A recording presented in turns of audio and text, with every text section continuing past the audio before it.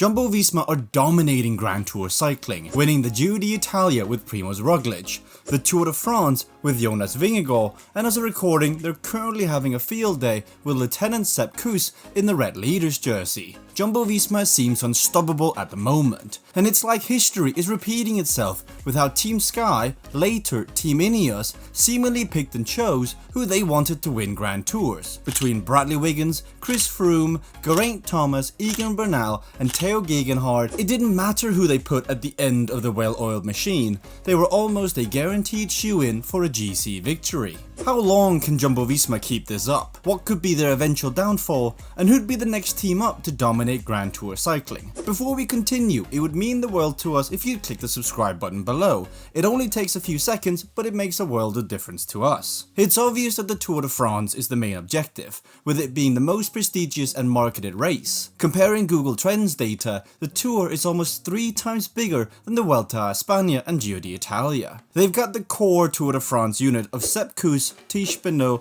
Christophe Laporte, Wout van Aert, Jonas Vingegaard and Primoz Roglic under contract to at least 2025, with some stretching out to 2027. As we've seen in years prior, it goes directly head to head with Team UAE, with this year being a clear and obvious stronger team. You'd expect it to repeat next year and the year after, but UAE have made strong acquisitions already in Pavel Sivakov and Nils Pollitt. And do not forget either that Ayuso has yet to ride the Tour de France. We could see Roglic, Kuss and Vingegaard versus Ayuso, Yates and Pogačar. That would be one heck of a race. Realistically, we believe Vingegaard has got another 2 Tour de France wins in him, bringing him up to an equal with Chris Froome, especially with next year's Tour de France having to have an alternate finish due to the Paris Olympic Games. We're going to see a time trial finish into Nice on the final day. Jonas Vingegaard, barring any injuries or bad luck, should be the favourite once again. For 2025, it's too early to tell the parcours, but it's been rumoured to have a grand depart in the Netherlands. It's difficult to predict which rider outside of Jonas Vingegaard and Tadej Pogačar will be the next to win a Tour de France. There's a strong guard of rising talent coming up the ranks with the likes of Carlos Rodriguez and Juan Ayuso. If Remco Evenepoel did leave Quickstep for Ineos, he'd probably be the next likely in line to win the Tour de France. And how about the Giro d'Italia and Vuelta a Espana? Interestingly, they're tougher races to dominate due to the nature of the parcours and the racers participating. This year, Primoz Roglic chose to forego the Tour de France and instead attempt the Giro and Vuelta double. Some years you get riders crashing out of the Tour de France like Contador and Froome going after the Vuelta a Espana as a consolation prize. With the Mortirolo and Anglerud being the toughest climbs in all of cycling and both races being notorious for odd time trials, they're unpredictable, which is also why many cycling fans will testify that they're better races than the Tour de France. There's no reason why Primoz Roglic couldn't win the Giro d'Italia and Vuelta a Espana once more if he wanted to, but why would he? The team objectives don't always align with the personal objectives. Primoz will want to win the biggest race that's escaped him so far,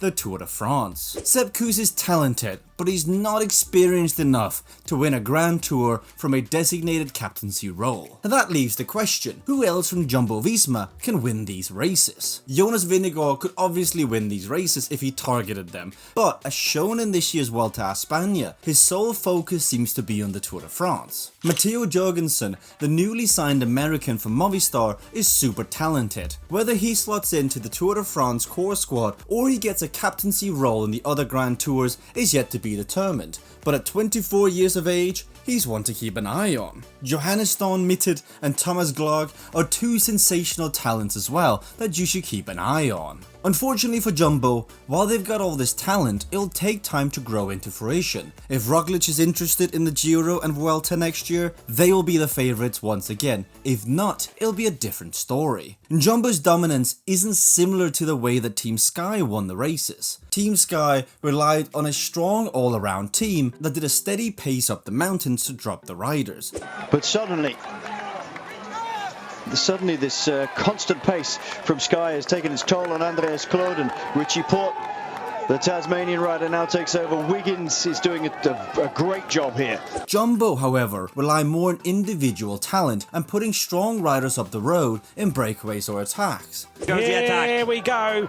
This is the attack. Sepp Kuss swings across. Jonas Vingegaard is going to go 48 kilometres from the finish line and try and put Tadej Pogačar out of this Tour de France. Sepp Kuss has proven himself this Vuelta to be strong enough to lead a Grand Tour, yet he's only a domestique. Roglic attacks and Vingegaard too, which creates confusion for the other teams. They don't just have one leader, they have three. In the Tour, Jumbo worked a bit differently, with Vingegaard being the only leader. They however relied on super domestique Wout van Aert to be on the front or in a breakaway. So Jumbo are very flexible with their strategies, and with the squad of winners, they can change how they want to operate from a day-to-day basis. Jumbo also seem to produce talents like Vingegaard seemingly coming out of nowhere, but also able to foster them and produce them at Jumbo. And it's a mix of having talented riders, but also the flexibility in the strategy as mentioned before. You've got to suit the rider's needs. Vingegaard a few years back was allowed to go in the breakaway and test his abilities, while riders at Team Sky were forced to stay back and work for their leader. He also got signed in a long-term contract at a young age, meaning there was no risk of him leaving to go elsewhere. It seems that when Jumbo are working on a rider's development, they look at the overall picture rather than just one aspect. This could be the reason why they might dominate for many years to come. It's a great time for cycling. And while it feels like Jumbo Visma are dominating, the likes of UAE, Ineos and Quickstep are all investing into Grand Tour rosters. As early as next year, we're expecting big shakeups in the hierarchy at the top of GC racing. If you'd like to support the channel, you can now buy us a coffee by clicking the join button below. Thank you for watching.